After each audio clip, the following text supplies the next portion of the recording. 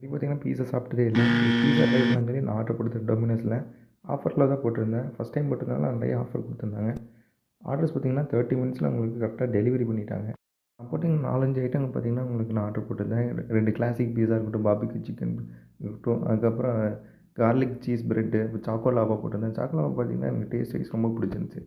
But பார்த்தீங்கன்னா, அந்த garlic பிரெட்டா இருக்கட்டும், சிக்கன் பீஸாவா இருக்கட்டும், கார்லிக் பிரெட்டும் கூட பரவாயில்ல ஸ்மூத்தா தான் இருந்துச்சு. அது கூட பார்த்தீங்கன்னா, அந்த பீட்ஸா தான் பார்த்தீங்கன்னா எனக்கு சுத்தமா பிடிக்கல. அதுவும் எங்கள் அம்மாவுக்குலாம் சுத்தமா பிடிக்கல.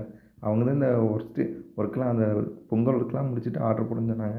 பட் சிக்கன் பீஸாவா இருக்கட்டும், அந்த கிளாசிக் பீஸா ஆகட்டும் சுத்தமாவே அவங்களுக்கு பிடிக்கல. எனக்குமே பார்த்தீங்கன்னா, டேஸ்ட் வைஸ் எனக்கு சுத்தமா பிடிக்கல. ஏன்டா ஆர்டர் போட்டேன்னு ஆயிப்போச்சு. நான் என்னமோ ஆர்டர் பண்ணும்போது கடைசியில ராங்கா போயிடுச்சு. அ கார்லிக் பிரெட் மட்டும் பார்த்தீங்கன்னா, அது மைனஸ் கூட சாப்பிடும்போது டேஸ்ட் வைஸ் நல்லா இருந்துச்சு. கடைசியில பார்த்தீங்கன்னா, இந்தியன் பீட்ஸா தோசை